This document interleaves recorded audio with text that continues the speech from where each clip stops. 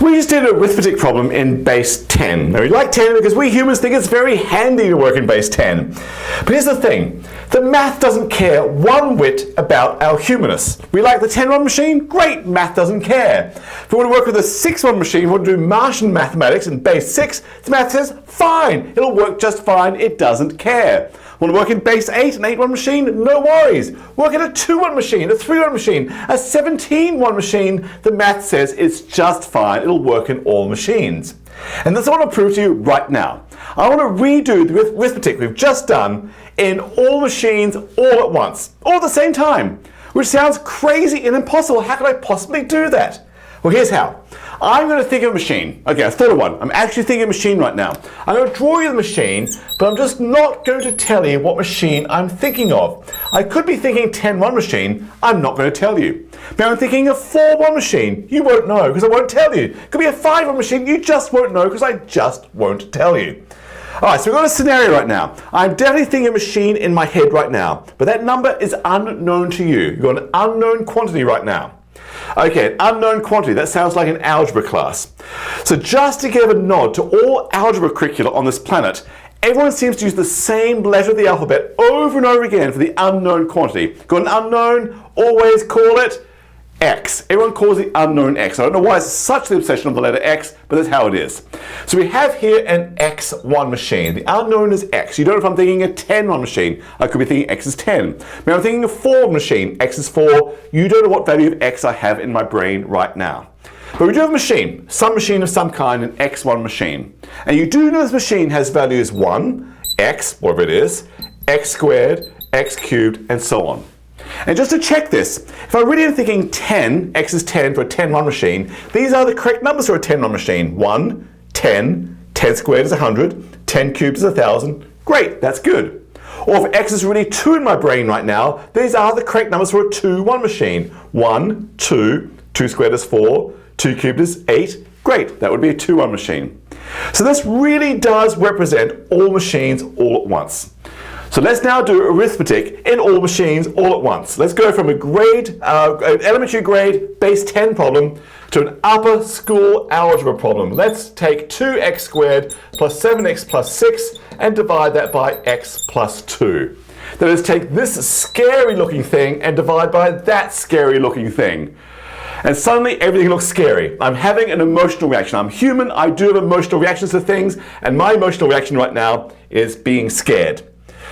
All right, okay, so you just saw me take a deep breath. I'm taking a deep breath, that's great. Because I think I can still do something. Even though I'm scared, I think I can at least draw a picture of this. Let me read it, 2x squareds. There are x squareds, I think I want 2 of them. Okay, I made it happen. Plus 7x, okay, 7x's, there they are, I can do that. And 6, I can think of that as 6 ones, there they are.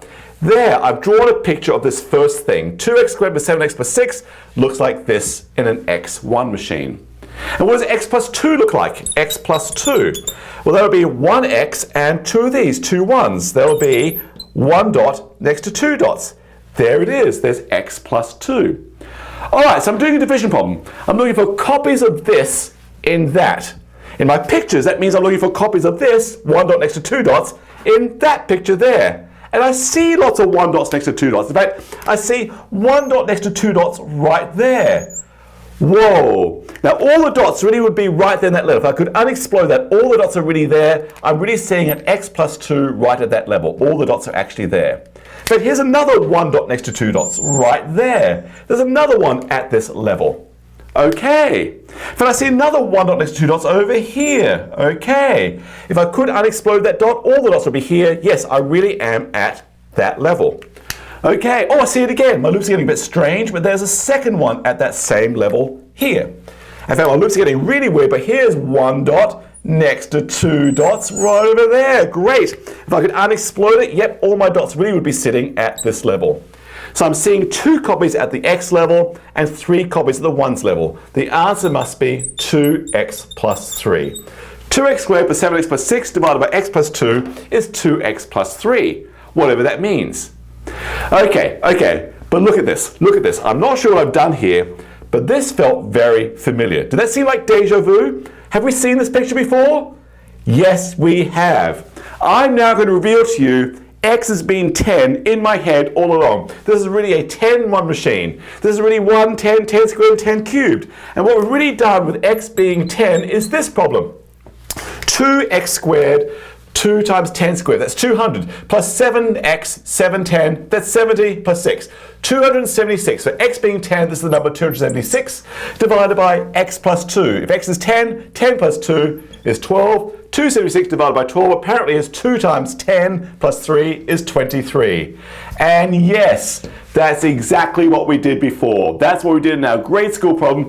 276 divided by 12 is 23. There's the picture for it. And we've just now shown upper school mathematics, this polynomial algebra that people call it, is actually identical to grade school mathematics of long division. Whoa! When x is 10, we did 276 divided by 12 is 23, but there it is, it's high school algebra. But here's what I love about algebra.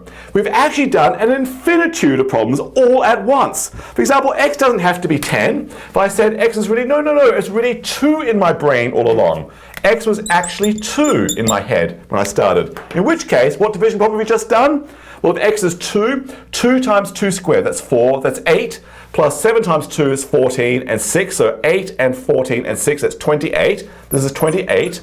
Divided by, if x is 2, 2 plus 2 is 4. 28 divided by 4 is apparently 2 times 2, 4 plus 3 is 7. And guess what? 28 divided by 4 is 7. We have just done an infinitude of arithmetic problems all in one hit. That's actually the power of algebra. Wow! And look at that. It's all a repeat of grade school mathematics. I'm going to love it. But let's do another example to show how powerful and actually straightforward this is. Okay, here's a crazy example. Please work out x to the 4th plus 3x cubed plus 6x squared plus 5x plus 3. All that divided by x squared plus x plus 1.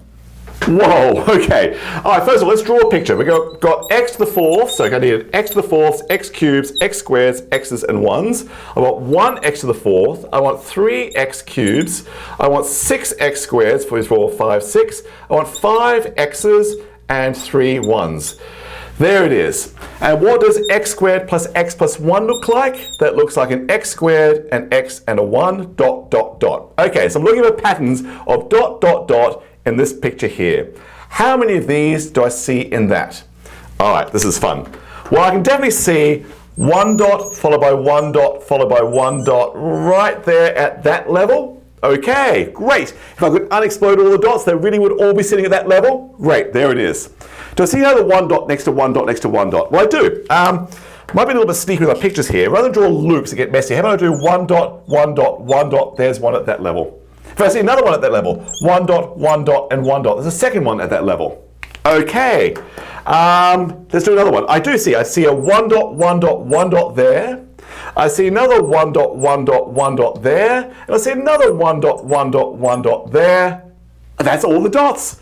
So what's the answer? Well, it must be, let's write this down here, equals 1 at the x squared level, plus 2 at the x level, plus 3 at the 1's level.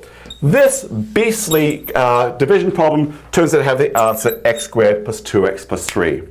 And of course, if x is 10 in my brain all along, what we've actually worked out here is that 13,653 divided by 111 apparently equals 123. You know what? I'm sure it does.